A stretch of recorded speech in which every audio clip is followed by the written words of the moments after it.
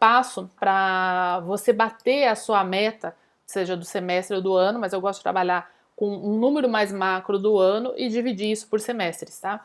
Por quê? Primeiro vai ser a gente ter uma meta geral e depois uma meta mensal. Então, tudo que a gente vai trabalhar, vamos fazer do macro para o micro, tá? Sempre, para facilitar e não parecer que é um bicho de sete cabeças, que é muito complicado e que, enfim, que você não vai conseguir dar conta de tudo aquilo.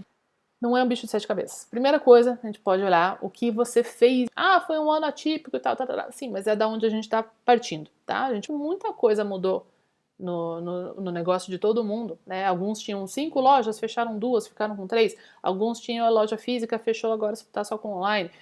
Outros trabalhavam com um tipo de produto que não estão mais trabalhando por conta da pandemia e não pretendem voltar a trabalhar mais com aquele tipo de produto. Enfim, muitas coisas aconteceram. Então a gente vai partir de um ponto de partida, né? Que é agora. Então, primeira coisa, qual foi o seu faturamento total? Isso tem que estar na ponta da língua de todo mundo, tá? Porque é o seu negócio, então você tem que saber exatamente aí quanto que você fechou. Ah, faturei 100 mil, faturei 200 mil, faturei 1 milhão, faturei 10 milhões, etc. Não importa, tá? Se foi 500 reais, tá? Se esse foi o seu faturamento do ano.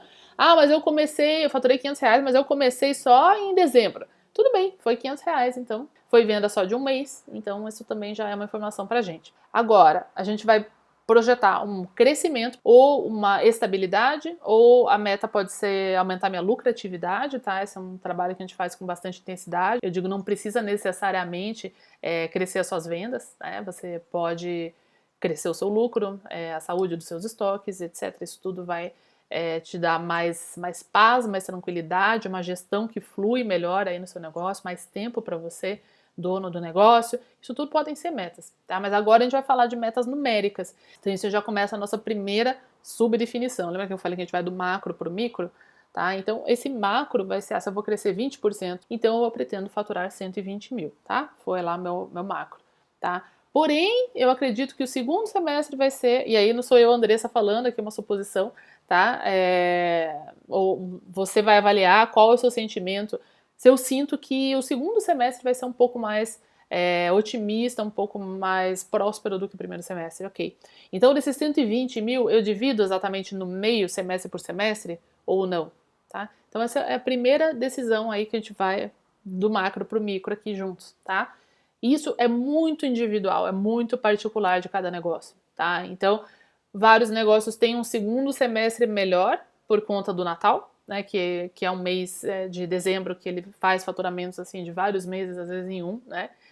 Não necessariamente para todos, né? Porque quem tem negócios bem estáveis e muito fortes, na verdade, eles têm um pico em dezembro, mas não tem essa queda tão grande nos outros meses, tá? Mas pode ser que esse seja o seu caso. E muitos têm um primeiro semestre muito forte também, principalmente moda feminina. Quando eu trabalhei com lingerie, linha à noite, o primeiro semestre era muito, muito forte pra gente. O segundo também, mas o primeiro contava com o Dia das Mães e o Dia dos Namorados, que são duas datas importantes de presentes dos tipos de produto que eu vendia naquela empresa, né? Então, pijamas, linha à noite e lingerie.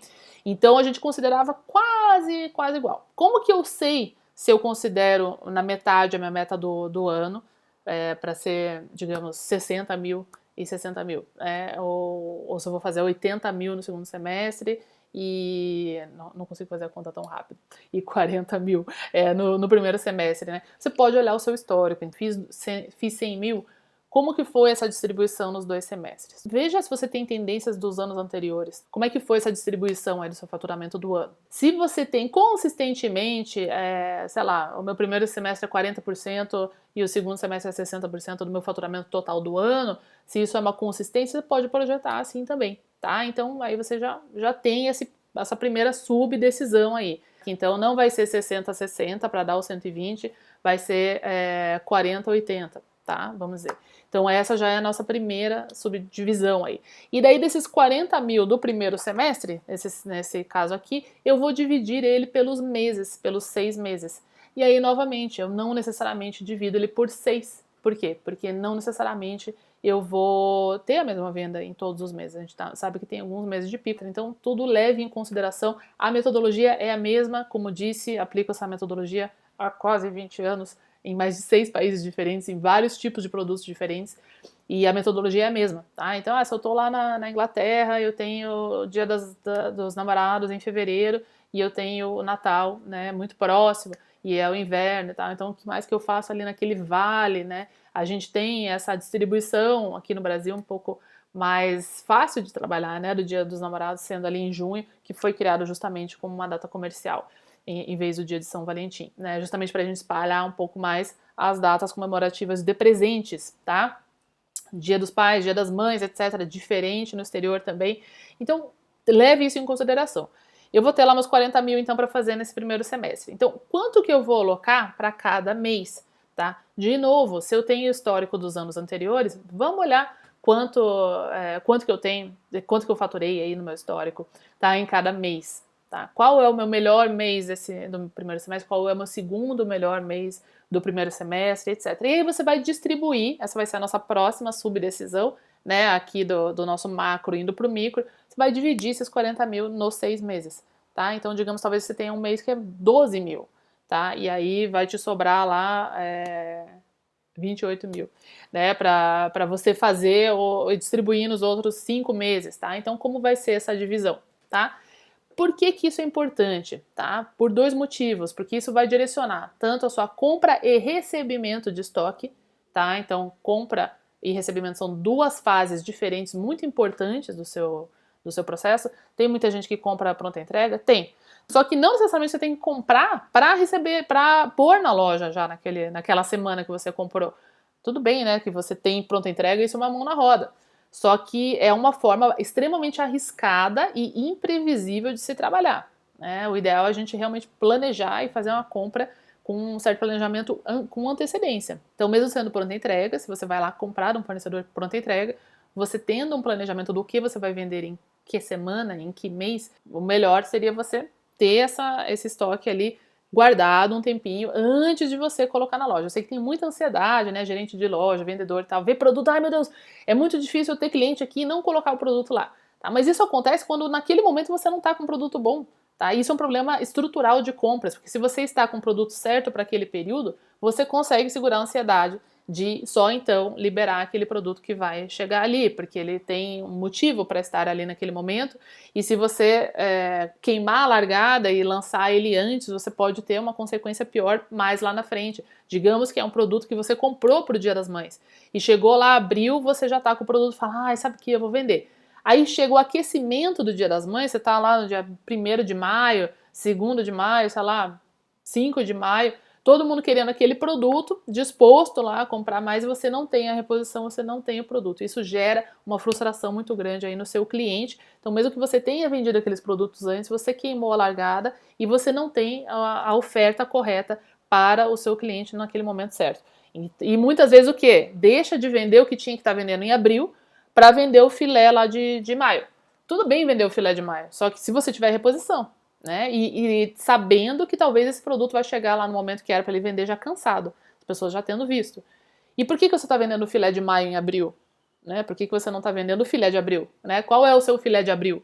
Se você tem o produto certo ali naquele período, você não precisa ficar pegando o produto lá do futuro. Tá? Então, a compra e a data de compra e a data de entrega dos produtos é super importante. A data de entrega ou de lançamento dos produtos é quando a gente efetivamente quer que aquele produto esteja em loja, esteja sendo ofertado para os nossos clientes. E quando isso acontece, você vai trabalhar toda a sua comunicação em volta. É feed do Instagram, é vitrine, é foto que você vai mandar pelo WhatsApp, é story que você vai fazer, é vídeo, é Reels, é o que precisar ser feito, né? Cada semana é uma nova tecnologia, né, que a gente usa, mas enfim, é o que você vai mostrar para o seu cliente, tá? Então, o que eu preciso vender naquele período, tá? É isso que é a sua data de recebimento ou de lançamento do seu produto, efetivamente. E a data de compra, geralmente, é antes, tá? Como que eu sei quanto antes? Vai depender da sua carteira de fornecedores. Você pode ter na sua carteira de fornecedores alguns que são pronta entrega, outros que são com pedido com bastante antecedência, então vários de vocês já fizeram pedidos para outono e inverno, já em 2020, né, estão esperando receber, estão começando a receber os primeiros produtos, né, outros têm os dois, vão complementando um pouco, tá? Então você já tem que saber, se você já fez os seus pedidos, o que você vai receber quando e o que você vai vender quando, né, o que vai efetivamente ser a sua mensagem de produto para cada período. tá? Então é por isso que é importante a gente ter a meta geral da venda, né? E aí do ano, daí a meta geral do semestre, e aí quebrando isso por mês. Por quê? Porque aí eu vou bater se aquele tanto de produto que eu tenho para aquele mês dá para fazer aquela meta. Porque se você quer vender 12 mil em maio e você só tem falar, eu tenho estoque para esse período. Só que é tudo refugo, sobra de coisa de janeiro, de fevereiro, você não necessariamente vai ter o produto bom para fazer aquela venda. E aí que entra o produto certo, no timing correto, e aí que entra a sua gestão de produto aí como um todo, tá? Então, se você já fez as suas compras, é hora de você olhar para a sua carteira de compra, do que você tá para receber ainda, e já começar a definir o que vai ser lançado quando. Quem já comprou por pedido está comprando de marcas mais estruturadas, que levam, que já indicam, né, quando que aquele produto deve ser lançado. Ele já vem com isso um pouco mais mastigado. Mas é claro, você que é o gestor aí, né, o dono, o proprietário, enfim, a cabeça por trás aí da estratégia dos seus produtos. Então você não necessariamente precisa só trabalhar com aquela marca, só com aqueles produtos que eles te ofereceram, né? Você pode complementar com outros produtos que pode ser sua marca própria, para complementar um mix que você sente que às vezes está furado das marcas ou que eles não estão te atendendo, pode ser coisas pronta entrega e tal. Então você vai definir quanto a mais que você precisa para cada mês de produto e o que para que você bata aquela meta mensal. Tá? Mas aí a gente já vai ter quanto que é a meta mensal por mês desse semestre. Porque como que você bate a meta se você não sabe quanto que é ela, né? Então o primeiro passo é ter essa definição. Só que essa definição não tem que ser algo assim, quero faturar 1 milhão. Não, se eu quero faturar 1 milhão, então agora eu vou estruturar como ter o que eu preciso para que eu possa, de fato, fazer esse faturamento. Então essa é a nossa primeira grande dica aí para você bater suas metas, é ter ela muito bem definida, com base em alguns históricos. Você não vai conseguir faturar 1 milhão se ano passado você faturou R$ 500, né? Você tem uma jornada a caminhar até ela, e daí ir quebrando do macro para o micro, e quebrando ela em micro, né, em menores metas aí, meta do semestre, do mês e depois finalmente até da semana.